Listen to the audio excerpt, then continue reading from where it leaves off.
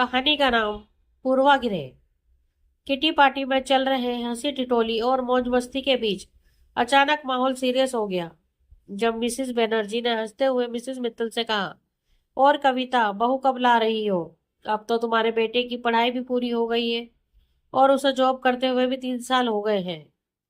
Mrs Banerjee यानी संगीता का इतना कहना था कि कविता के चेहरे का रंग ही बदल गया।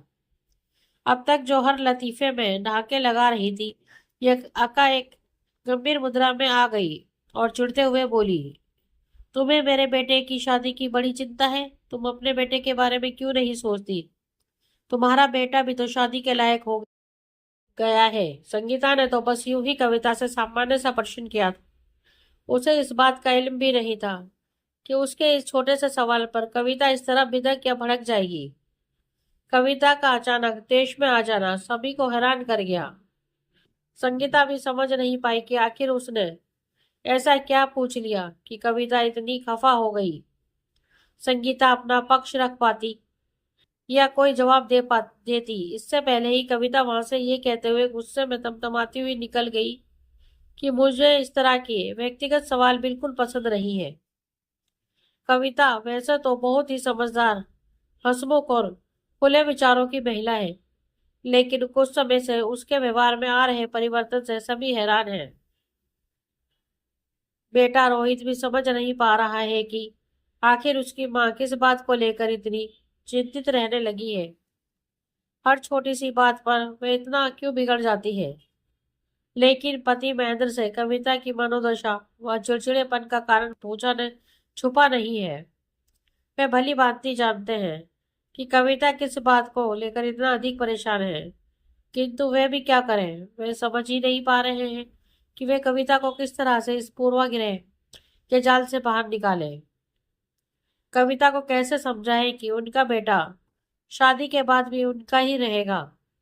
शादी के बाद बेटे अपने माता पिता से दूर नहीं हो जाते, और ना ही बेटे का की शादी का अर्थ ये होता है कि अब बेटा उनका नहीं बहू का हो गया है। हर माता पिता का यह दायित्व बनता है कि वे अपने बच्चों का विवाह समय से कर दें, किंतु कविता अपने बेटे को खो देने के डर से उसका विवाह करने के लिए स्वयं को मानसिक रूप से तैयार ही नहीं कर पा रही है। उसे जो कविता के तनाव व चिड़चिड़पन का मुख्य कारण है।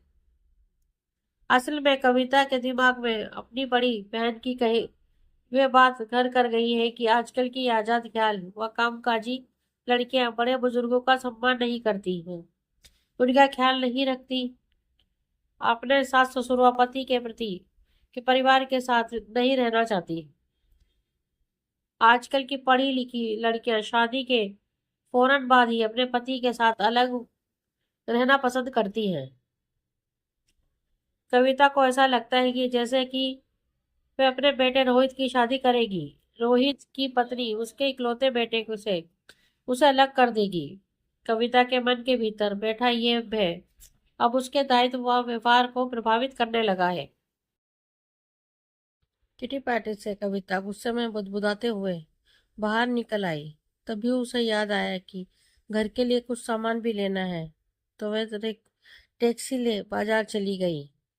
सामान खरीदने के पश्चात जब वह टैक्सी स्टैंड की ओर जा रही थी, तभी अचानक तेज रफ्तार से आती हुई बाइक कविता को पीछे से टक्कर मारकर वहां से निकल गई।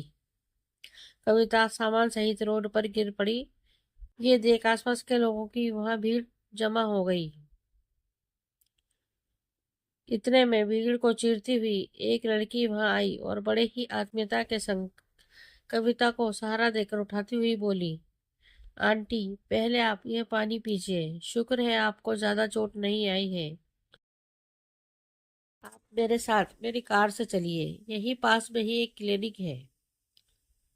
आपको ये जो छोटी मोटी चोट आई है उसे हम डॉक्टर को दिखा देते हैं, फिर मैं आपको आपके घर छोड़ दूंगी। कविता को समझ नहीं पा रही थी कि वे क्या करें, लेकिन उस लड़की ने बड़ी ही कुशलता के संग सब कुछ संभाल लिया। पहले कविता को डॉक्टर के पास ले गई और फिर सकुशल उसे घर तक भी छोड़ने गई। जब वह लड़की कविता को छोड़कर जाने लगी तो कविता ने उससे कहा, थोड़ी देर और रुक जाओ, मेरे पति और बेटा आते ही होंगे, उनसे भी मिलकर चली जाना। कविता के ऐसा कहने पर वे बोली, नहीं आंटी, फिर कभी आऊंगी। आज मेरा सेकंड शिफ्ट में ड्यूटी है और मैं वैसे भी लेट हो गई हूँ। इतना कहकर वह चली गई, लेकिन इस घटना और उस अपरिचित लड़की का निस्वार्थ सहयोग व अपनत्व कविता के मन का ये डर निकालने के लिए काफी था कि आजकल की पढ़ी लिखी व आजाद ख्याल लड़कियां बेपरवाह होती हैं, बड़े बुजुर्ग का सम्मान नहीं करती, घर परिवार व अपने कर्तव्य का महत्व नहीं समझती या फिर स्व केंद्रित होती है। दोस्तों, आपको हमारी ये कहानी कैसी लगी प्लीज कमेंट में हमें जरूर बताएं। अगर कहानी आपको अच्छी लगी हो तो अपने दोस्तों के साथ शेयर करें और हमारे चैनल को लाइक एंड सब्सक्राइब करना ना भूलें। धन्यवाद।